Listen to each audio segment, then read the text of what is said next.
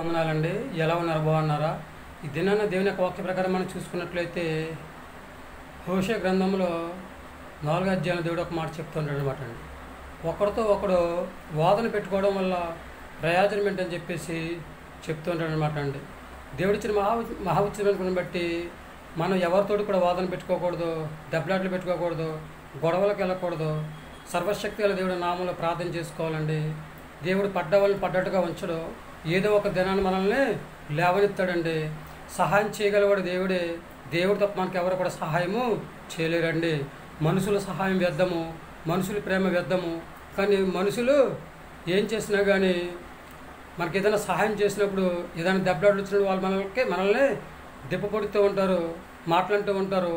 ఆ రోజు నేను సహాయం చేయకపోతే నీ బ్రతికేమని చెప్పేసి అంటూ ఉంటారు. కానీ సర్వశక్తి గల దేవుడు అలా అండి, సహాయం చేస్తూ ఉంటాడు, సహాయం చేస్తూనే ఉంటాడు. ఆయన ఎప్పుడు కూడా సహాయం చేస్తూనే ఉంటాడు. కనుక దేవుడిచ్చిన మహావచనం కాబట్టి ఎవరు సహాయం చేసినా, ఎవరు సహాయం చేయకపోయినా, ఎవరు మాట్లాడినా, ఎవరు మాట్లాడకపోయినా, ఎవరు దూషించినా, ఎవరు దూషించకపోయినా, ఎవరు ద్వేషించినా, ఎవరు ద్వేషించకపోయినా, ఎవరు అవమానపరిచినా, ఎవరు అవమానపరచకపోయినా కానీ ఎవరితో మనం వాదన అనేది పెట్టుకోకూడదండి. సమస్తమును సరిచేసేవాడు దేవుడు, సమస్తమును చక్కదిద్దేవాడు దేవుడు. కనుక లూసిఫర్ దేవత చూడండి, అన్ని అధికారాలు ఇచ్చాడు దేవుడు. అన్నీ నేను చేయగలుగుతున్నాను కదా అని చెప్పేసి గర్వంతో, అహంకారంతో, అహంభావంతో ఏం చేసిందంటే దేవుని సింహాసనము కావాలని చెప్పేసి ఆశపడ్డది అనమాట అండి. దేవుడు అన్నీ చేయగలుగుతున్నాడు, నేను చేయగలుగుతున్నాను, ఏంటి ఆయనకి నాకు తేడా, నేను సింహాసనం మీద ఎందుకు కూర్చోకూడదని చెప్పేసి ఆ లూసిఫర్ యొక్క దేవదూత ఆలోచన తలంపులోకి రాకముందే, హృదయంలోకి రాకముందే సర్వశక్తి గల దేవుడు తెలుసు కనుక వెంటనే అడిగాడండి. అడిగితే దేవునితో వాదన పెట్టుకున్నాడు లూసిఫర్ దేవదూత. ఏమైందండి? చివరికి భూమి మీదకి వచ్చి పడినట్లుగా మనము చూస్తూ ఉన్నామన్నమాట అండి. అలాగే దేవునితో వాదించేవాడు 1 సమూయేలు రాసిన పత్రిక 2వ అధ్యాయం 10వ వచనం చదువుకోండి. దేవునితో వాదన పెట్టుకున్నాడు ఏమవుతారో ఒకసారి అక్కడ రాయబడి ఉంటాయి. కనుక 100% కూడా దేవుని మాట వినాలి, ఆయన మాట ప్రకారం నడుచుకోవాలి, ఆయన ఇచ్చే ఆశీర్వాదాన్ని పొందుకోవాలి.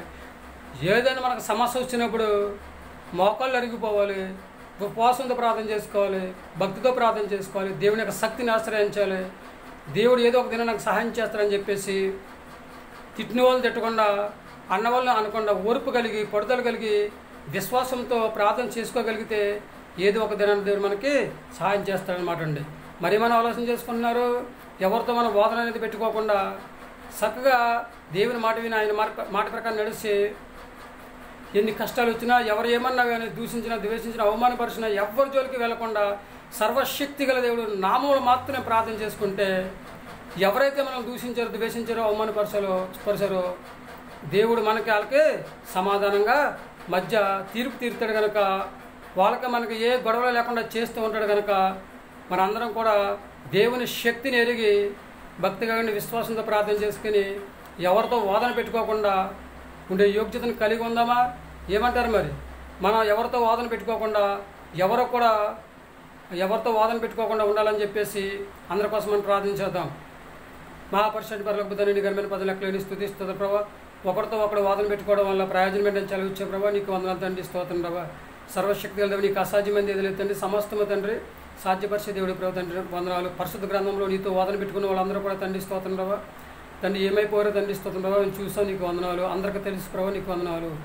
లూసిఫర్ దేవదూతని నీతో వాదన పెట్టుకోవడం వల్ల పరిస్థితి ఏమైందో తెలుస్తుంది కనుక తండ్రి మేము ఎవరితో వాదన పెట్టుకోకుండా నీ నామంలో ప్రార్థన చేసుకుని, గురి కలిగి, విరి కలిగి, పట్టుదల కలిగి, ఓర్పు కలిగి, విశ్వాసంతో ప్రార్థన చేసుకుని నమ్మకంగా నీ జీవించే యోగ్యతను దయచేయమని, అందరికీ భూమి మీద మంచి ఆరోగ్యం దయచేసి నీ రాజ్యవర్షంగా జీవించే యోగ్యతను సంపాదించిన స్థితిని దయచేయమని ప్రతి బిడ్డను దీవించండి. ఉద్యోగం చేస్తున్న వారిని, వ్యాపారం చేస్తున్న వారిని తండ్రి, వివాహం కోసం ఎదురు చూస్తున్న వారి ప్రభావ, సంతానం లేని వారికి సంతానం దయచేయండి.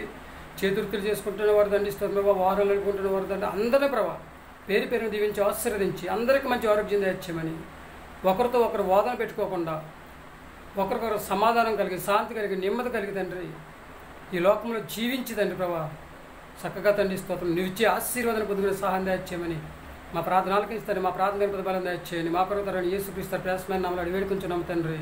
ఆమేన్. అందరికీ వందనాలండి. త్రియేక దేవుని ఆశీర్వాదం మీకు తోడుకున్నాను కాక. ఆమేన్.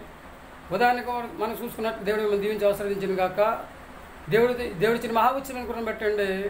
మనం ఏమీ చేయకపోయినా మన మీదకి ఏదో సమస్యలు వస్తూ ఉంటాయి. మనం ఇంట్లో ఉన్నా కానీ మన మీదకి ఒక సమస్యలు వస్తూ ఉంటాయి. ఇదంతా కూడా అపవాది యొక్క సహజ లక్షణం. కనుక అపవాదిని ఎదిరించాలంటే దేవుని యందు భక్తిగా ఉండే శక్తిని ఆశ్రయించి నామములో ప్రార్థన చేసుకోవాలి. అంతే తప్ప మన దేవుని పిల్లలను కనుక మనం కాస్త ఓర్చుకోవాలి. ఎవరితో కూడా వాదన పెట్టుకోకూడదు, గొడవలు పెట్టుకోకూడదు, దెబ్బలాటలు పెట్టుకోకూడదు. ఎంత భయంకరమైన శ్రమైనా సరే పడుతో కలిగి ప్రార్థన చేద్దాం. దేవుడికి ఆశీర్వాదాన్ని పొందుకుందాం. దేవుడి కృపను మనం పొందుకుందాం. ఏమంటారు?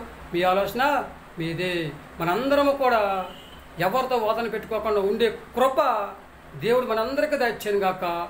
మన అందరితో సమాధానంగా ఉందాం, ప్రేమ కలిగి జీవిద్దాం, శాంతిగా ఉందాం. అప్పుడే దేవుడు మనల్ని స్టెప్లుగా దీవిస్తూ ఉంటాడు, ఆశీర్వదిస్తూ ఉంటాడు. 100% కూడా మనమందరము కూడా ఎవరితో వాదన పెట్టుకోకుండా దేవుని కృప కొరకు ఎదురు చూసే యోగ్యత దేవుడు మనందరికీ దయచేయను గాక. ఆమేన్. ఏమంటారండి? మీ ఆలోచన మీదే. అందరికీ హృదయపూర్వక వందనాలు. అందరూ కూడా ఒకరితో ఒకరు వాదన పెట్టుకోకుండా అందరితో మంచిగా ఉండి దేవుని ప్రేమను మనం పొందుకుని భూమి మీద హాయిగా జీవిద్దామా? మరొకసారి ఏమంటారు మరి? మీ ఆలోచన మీదే.